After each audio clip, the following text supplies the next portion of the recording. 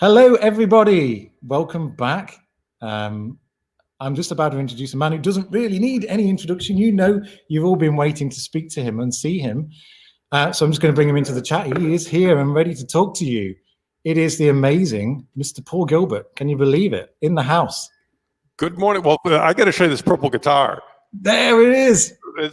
I realized that in 1982, that's when I knew that I needed a purple guitar. In 1982. Yeah. I don't know if you guys know the band Jefferson Starship. Oh, yeah. Yeah, well, the guitar player from the Jefferson Starship, Craig Chiquiso, was on the cover of Guitar Player magazine, and he had, you know, it was sort of in between purple and pink, but I took it as purple, and I was like, man, that's the coolest thing I've ever seen. I got to get myself a purple guitar. And when you tell someone who's making a guitar for you purple, there's a lot of purples. It can really, and I just never got the right purple until now. This is the right purple. How did you figure it out? How did you match it? Well, now I've got Photoshop, so I can really. And it turns out the name of this color, I don't know if it's just called purple, but it's actually eggplant. Eggplant. So aubergine. We call it aubergine. Is the ultimate purple. Yeah. So we call that aubergine, I imagine. Eggplant is the American version of that, isn't it? And now that's making me think of deep purple. Well, of course. And so I've got to play. Maybe I'm a Leo, or no. Well, yeah. I said that. I got.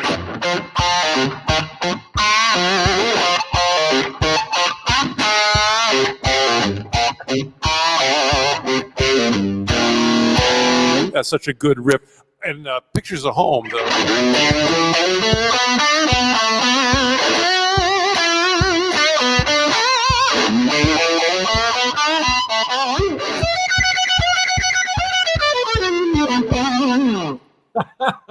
Yes, there's all kinds of good purple. The last time I saw you play live, Paul, was at the Ibanez event, obviously last NAMM. Yeah, where you joined Mr. Vai and Mr. Satriani on stage, and what struck me was how clear and present every note you played was. It had its own zip code. You know, thank you for the compliment. Yeah, there's just no fluff about anything that you do. It's just so good, so good. So thank you for that. Well, it's from having done like over 10,000 guitar lessons, I've become really familiar with the problems and solutions of trying to get notes to come out clearly. And the problem is there's 6 instruments on here. You know, some guitars have even more, but there's 6 different strings, and you get one going, and the others, you know, are just waiting to make noise, and so much of it is noise control. You know, being able to whack away at one note and have the others not go. You know. So do you think that comes from you know, standing in front of very loud amps? And I grew up playing in a with bands. I was in loud bands since I was 11 years old. The bad part is half my hearing's gone. The good part is I developed the skills of how to control a loud, distorted amp, which translate for quiet and you have distortion. It's still helpful, but it's just, you know, muting every which way. You know, all these parts of your hands can mute. And here I'm gonna give them a lesson already. But if anybody wants to try this one, this is a good one. Take your left hand off. So you only use the right hand, and pick each note twice. So it's down, up. And it can't be like, you know, you're trying to, and that's all, and that's, you know, I hope I made it look easy, but that's what you do. You know? And that comes in real handy for slide, you know, because without slide, you can't do any muting with your left hand, and left hand is great for muting. I use the left hand all the time for muting, but if sometimes the way the particular lick you're doing, the left hand can't quite mute everything, and so it's actually my fingertips, like the little this part, because sometimes I do the emu, you know, like the I'll hold the pick kind of like that. Yeah. And that allows you to use your fingertip. And plus you get that cool, like, sort of Michael Schenker. Yeah. And that's it's like a half-cocked wah sound. Yeah. And well, that's a box, but if you can get it from your hands, that's nice too. Yeah, absolutely. Hey, there's a question here. Should I read that? So if it's Paul, you've just kind of explained it, but Paul, what is happening with your picking hand? Have you been purposely working on different angles, etc.? Well, not only, well, I have been working on different angles. When I first started playing guitar, I held the pick like this, kind of, backwards the way people hold like that. And then I went to school and I saw everybody holding it more like this. So I tried that, did that for a while. Now I kind of do both. And the other thing I had an injury. So I'm used to having a guitar that's got a contour. See how this guitar has a contour. Yeah, on the bottom. And so I just get used to being able to bang away. And I have an old. Well, actually, I just sold it to help my friend out. But I had a pink Ibanez Destroyer from the '80s, and it's just totally flat. And I was doing a video with Mr. Big, and I was like, going crazy, because in the video you don't really jump around a lot. So I was jumping around, and I ended up like hitting this part of my hand like repeatedly because I was used to there not being any wood there from a contoured guitar. And I went to the hospital that night. I thought I broke my hand. It hurt so much, and it turned out it healed up. It was okay, but it's still like I think I discombobulated something in my hand. So I find I can still pick, the traditional way, but it's a little, like a little sore sometimes. So I'll go back to my Emu, this kind of thing. Yeah. With two fingers. The nice thing about this dude, really good for pick scratches. That was. I can just hear that with your trademark phaser going on at the same time. So the pick scratch, and then check this out. You get the Emu going with two fingers. Then take your thumb and push it forward like this. Oh, I can't do that. So you just slide the thumb forward. Go like that. So the Emu is sticking its tongue out. So first, yeah. Okay. And then the first two fingers come forward like that, and then you can slip it into your second finger like that, and then, well, first of all, you can do the Dio sign, and second of all, you can get the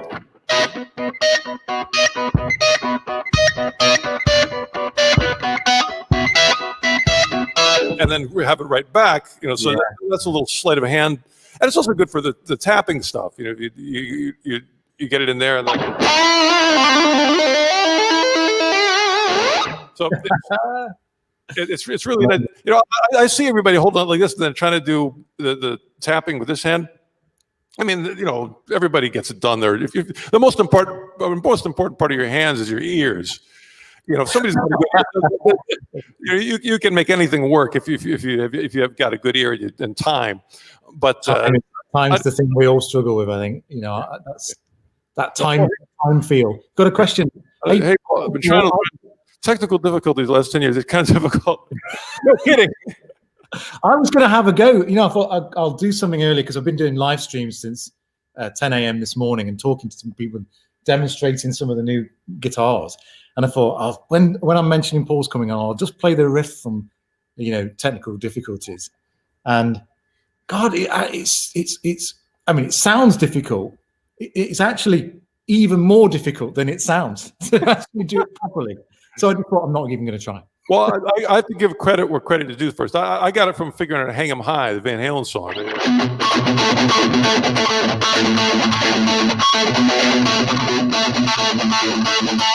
And that's trickier. That's harder, but it's the same kind of thing.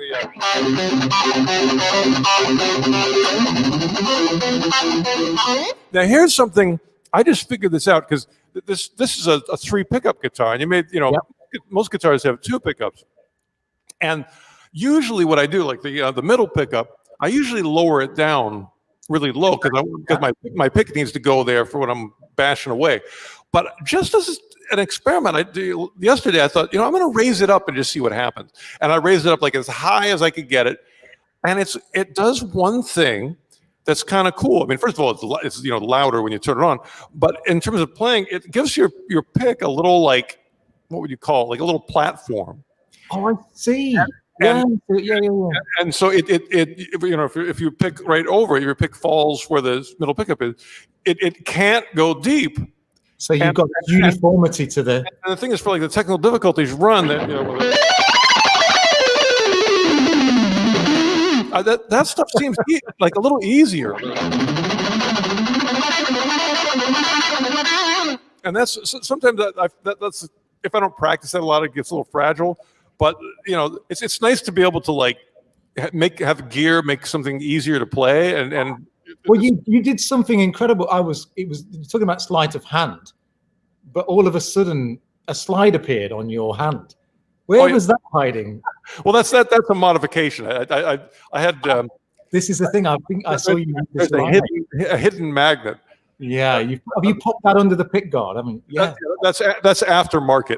I understand, but that is such a smart thing to do. Yeah. Well, it takes a little getting used to, because you have to. But I did. I use it all the time now, and it's nice having a slide there. What's the Jimmy Page one? The always plays.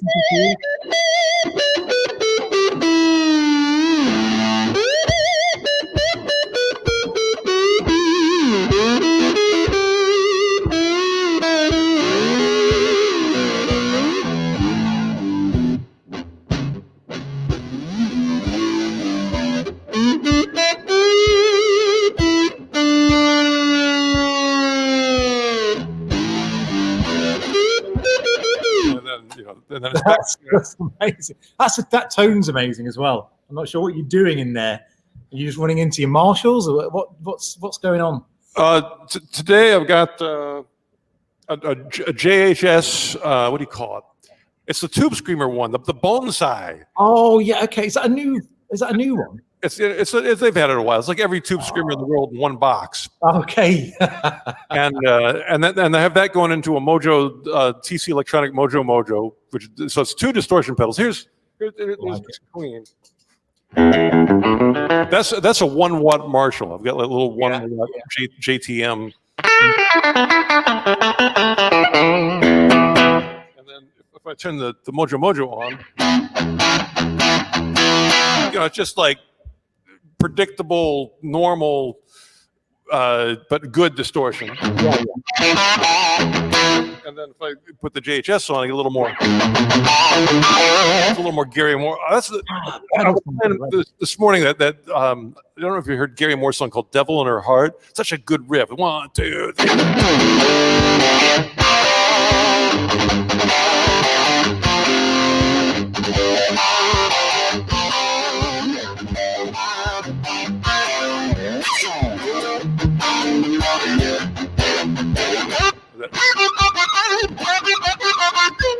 I'm trying to get his vocal line. It's amazing. Do you know what it's like having? It makes me realize how much I've missed live music. And I know we're not live, but this is like party for one for me. And I was saying earlier, the only band I'm likely to see this year is a gastric one. Oh, hey, I know this guy, Sam Bell. He's amazing. What Sam was? Oh, that's wonderful, because Sam was on earlier. We literally just before we were talking about what it takes to be a modern musician, doing kind of online work and all of that. So Sam's a massive fan of yours, and we were waxing lyrical about you earlier. And so Sam has asked the question, and these are some of the answers that Sam would be able to answer himself, but he's thinking about everybody else in the stream. What 3 small things can we all do as guitarists to improve our playing today / this week? Well, I'll tell you what I'm doing. The last 2 days I've been working on a Foreigner song called Feels Like the First Time. And when I was 15 years old, I used a song that was an audition song, and I got in a band with a bunch of older guys. And I got in the band. So and when I was 15, I could play the guitar part, which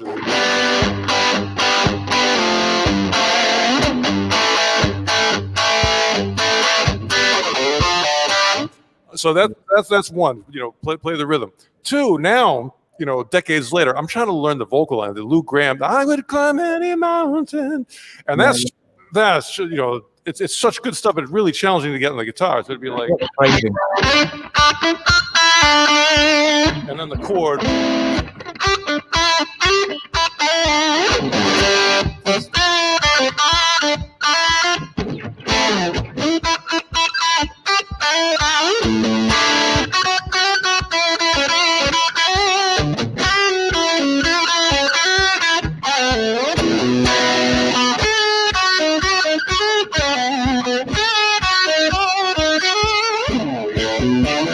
Has that?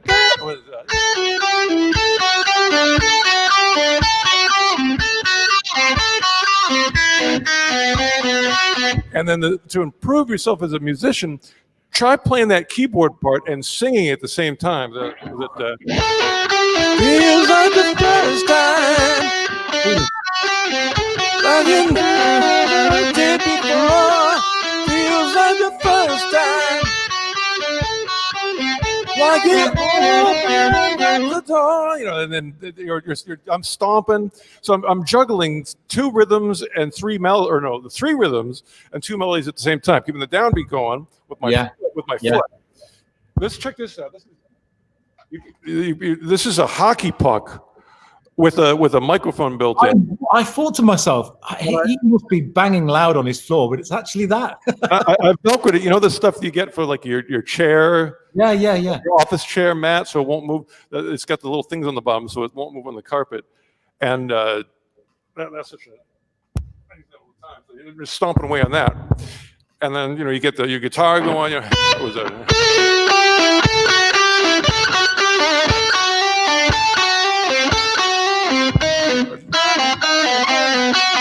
I figured out that last night, and then you try to sing at the same time. And you're juggling, and then it's there's a learning curve to that, but it feels so good to be that connected to the music in so many different ways. It's like a bath. You are like a human iPod, though, Paul. You just got this ability to this huge music library that you can. Here's what my goal, at least recently, is. I grew up listening to a lot of music. I had my parents' record collection, my record collection on the radio. So I got all these melodies in my head, and I just want to be able to find them on the guitar. So, for example, when I was a kid, one of the first songs I was really into was the.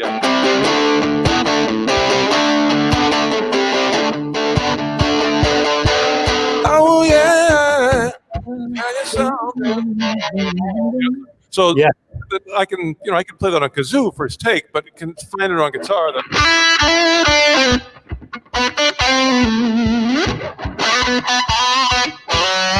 That's those notes.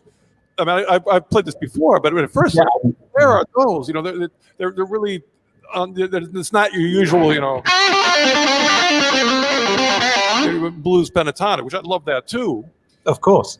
But to be able to find melody and also like all the sort of the bluesy, like Rod Stewart kind of grand funk. What was the one I learned the other day? It was I don't need a whole lot of money. I don't need a big fine car.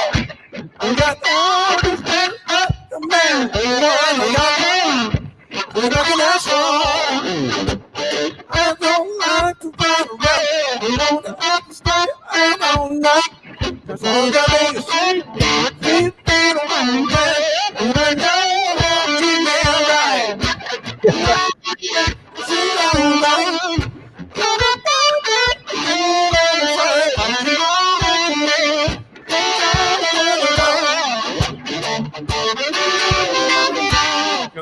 That's really different than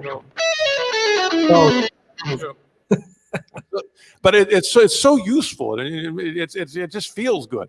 And the nice thing is, like, after the initial learning curve of getting some melodies down, you start to realize that just like guitar players, singers have their licks too. So you learn a couple of these little things that you go through, like Maggie May by Rod Stewart. Was it?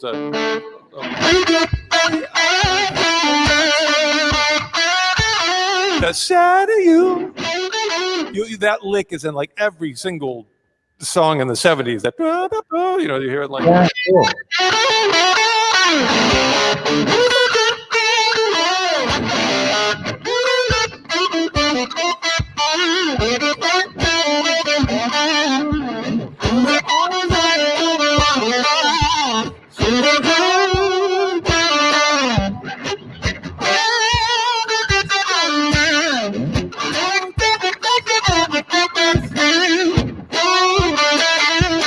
And you know, it's all it's a different way of thinking, but I like it. I wonder if that link, you know, the kind of Rod Stewart link you were showing there, you know, his that kind of 70s prevalent vocal lick, if you like. I wonder if it came from them copying a guitar lick, because it has that kind of quality to it, doesn't it? It came from them listening. I mean, like Sam Cooke.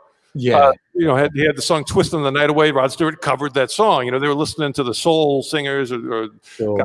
gospel and blues. I mean, you know, you listen to Jimmy Page, and you know, all his he's basically just playing Otis Rush with more distortion. You know, they would take the same song and just retitle it. The Lemon song, you know, that's Killing Floor. You know, no, let's kill it. Even they kept the lyrics the same, but just we'll change the title. Then it's hard. So, I mean, it is incredible how many songs you do have in your minds, though, that you're able to put out there, and it's a real joy to watch and listen. And I know that lots of other people on here always been impressed with your singing voice as well. But people think of you as a guitar player and a songwriter, but the voice as well. I mean, a joyous song to me would be Vibrato. I love that song. I can be driving my car; it just makes me feel really happy as I'm driving into here to come and do work. You know, so thank you so much. Oh, you're welcome. Okay, we've got another question from Matthew Montoya. By the way, I don't know if you guys can see, but Matthew has a really good purple on his. You know who else? The other a new artist. She's a girl. Larry Basilio. I can't remember her name. She has a purple Ibanez, her new signature model. It is her favorite color. It's awesome. Larry, I'm kind of jealous. Like I like my purple, but hers is kind of like, man, that's a good purple. She's got a very specific, favorite purple as well. Yeah, I will mention this to her in the live stream. I've known Larry for quite a long time, so she'll be chuffed that you spotted that. All right, so let's see. Matthew Montoya, hello. Hey, Paul, I'm 16 and I've been playing for a while. I wonder how to get fast. I have speed. I need your speed. Well, Captain Gilbert. Well, it's not like you press a button and every lick you have will become fast. Certain patterns are kind of speed upable, and others really aren't. I mean, you know, and I like to look at like contrasts to sort of understand. So, for example, to me, like a lick that's just be impossible to play fast would be like play an F and then play a D, and then that's the lick. You know. That's as fast as I can go, you know. But you know, other licks, like if I'm doing, let's see, how about if I'm playing like an A7 and I want to play that's a really easy lick to speed up because it balances the speed between the two hands. They kind of, when one's working, the other gets a break. So I'm doing a pull up, and that's 3 notes in a string. That's relatively easy to play. And then after that, do a little. Well, actually, it's a bar, and I picked the first note twice. So that's a little picking.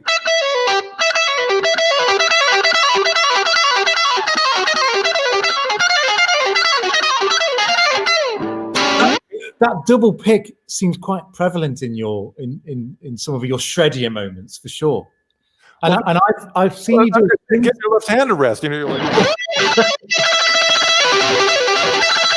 I think that's a Sean Lane thing, but I can't remember. Honestly, I've seen you play that kind of A7 lick before. Yeah. You string skip. You actually, as well, you'll drop down to the E on the E string. So go up to the high. Yeah. All that kind of mad. You can move it around wherever you like. Yeah, it's incredible. Absolutely incredible. Someone said, "Can I borrow your pinky? Mine's broken." It won't come off. If it could, I'd like to. Paul, I mean, people can hear and see the guitar, and we'll put all the specs in. We don't need to do that, but we've got a new guitar. It's the FRM 300. We'll make it stock by taking the slide up. The one thing I'll say is like experiment with the height of the middle pickup. Like most of the time, I just keep it low, and that way I can play normal. But try, like, if you put it way up, you might be surprised. Like some picking stuff gets easier. Never would have thought of doing that. You know, normally I'd need like 3 takes for that. I've been getting it first take every time. So that's something. And then plus the middle pickup sounds real nice. Actually, I would like it for slide because sometimes slide gets a little harsh on the back pickup. You know, it's like. But the middle one, it's a little warmer. Yeah.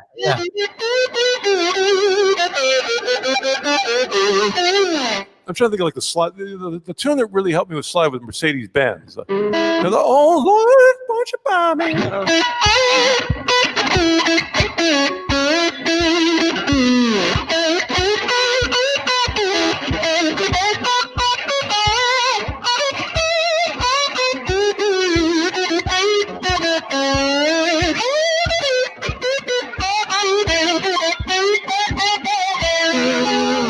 And that's all. That was all the middle pickup. I wonder if it's because that the middle pickup has a much more kind of mid-range sound. It sounds more vocal. Well, it's sort of like the treble pickup. Like when I'm looking, it's got a, you know, it's more bitey than the neck pickup, but it's not like so bitey that you're going ouch. You know, yeah. You play the solos from Sympathy to the Devil. You want the ouch, you know. I mean, most of the time, you know, 98% of the time, I'm on the back pickup. If I want my Gary Moore, you know, that's the one you want. I mean, except for what is it? How do you play Still Got the Blues? That's indeed. Hey, mine, isn't it?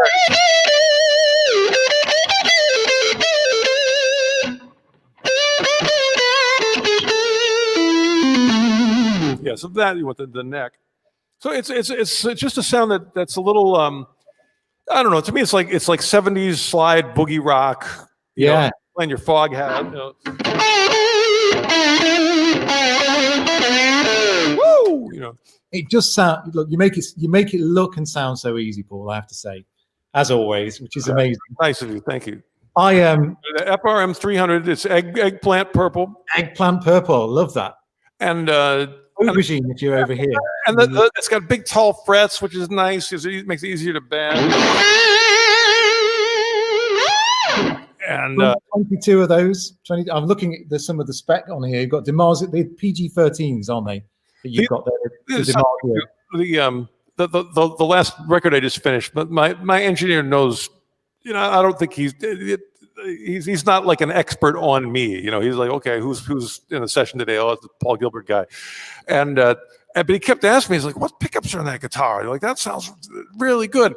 And you know, like those are the DiMarzio PG-13, my model. You know? So I was happy that somebody with good ears liked them too.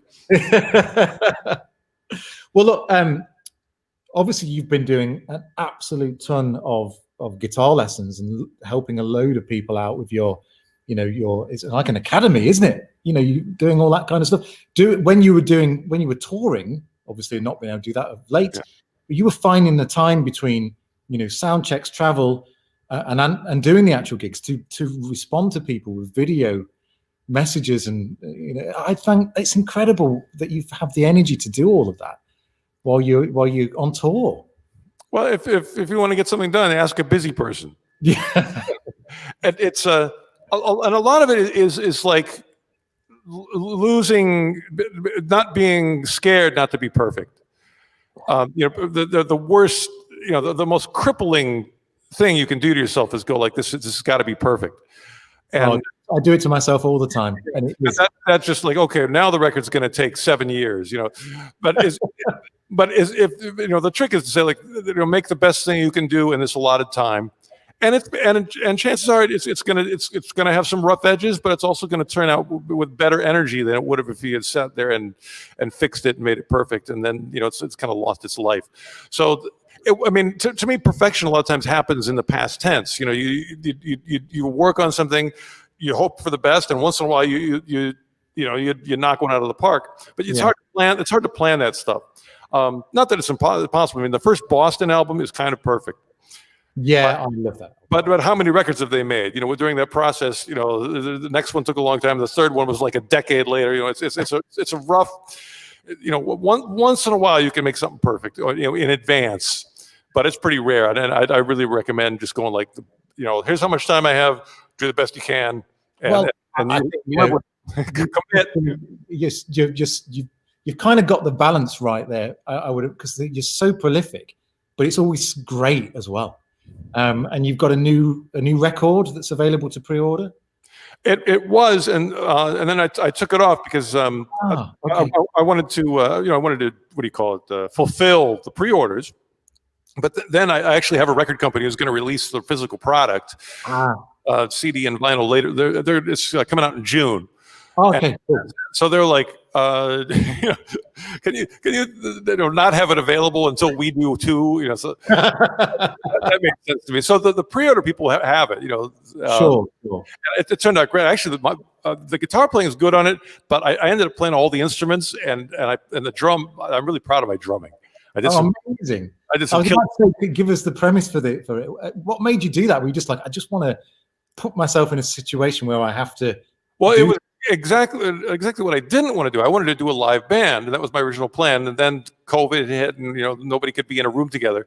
Yeah. So I thought, well, one solution is, you know, I was still, you know, I was in the room with the engineers sometimes, but I thought, you know, one person is less risky than five. I just got excited about the idea because I mean, it really helped to have an engineer. If I had to do everything myself, that would have been too thin. But and also he could fix stuff, you know. I mean, because I'm not a pro drummer, you know. So you know, if I play 3 minutes of drumming, we need to spend, you know, a couple hours sorting out the little kick drums that I didn't get on the beat. You know, so there's some editing involved when it's me on the kit, but. You know, when you know, move a couple of those kick drums, and it's all right, you know, and plus I really get to play exactly what I want to play, you know, and you know, I kind of, you know, I get to play the way I wish drummers would play. I'm kind of a caveman, you know, playing all the hardly any feet, you know, it's all like dumb, you know, it's all like Ringo and Vinny Appice and you know, a little bit of Neil Peart, you know, and a lot of Alex Van Halen. You know. I love it, absolutely love it. Well, Paul, look, there's a lot of love for you in the comments, as you would expect. You can't see them all, and I've been trying to kind of chuck a few up there and bits like that. We've gone over time, and I imagine that John will be waiting. He'll be like, come on, gentlemen, John Gum. And I can't bring him into this. I have to open up the new broadcast to do that. But okay. I will say that. Well, let me send John a musical message. Go on. I don't know what that's going to be yet. I have to think of it. The musical message for John is. I'm gonna let's see. What is it good? It's gonna be a melody of some kind. Well, that's the kind of thing. Like, what's the first melody? If you just have a blank brain with no melody in it, what's the first one that drops in? And that was actually the first one that came to my mind, but I already played it with Jeremiah. You know, it's Joy to the World. But I already played that one. The second melody that comes into mind. Oh, this is in a horrible key. I think it's in B flat or E flat. My baby takes the morning train. 9 to 5 and then.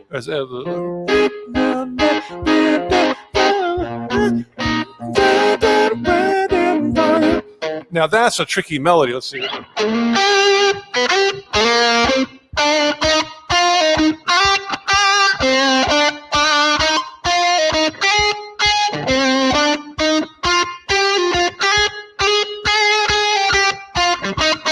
So see if John can play My Baby Morning Train by Sheena Easton in any key he wants, and I'll that's my challenge. It's not easy. I worked on that before, but I think I got the key wrong. I think it might be B flat.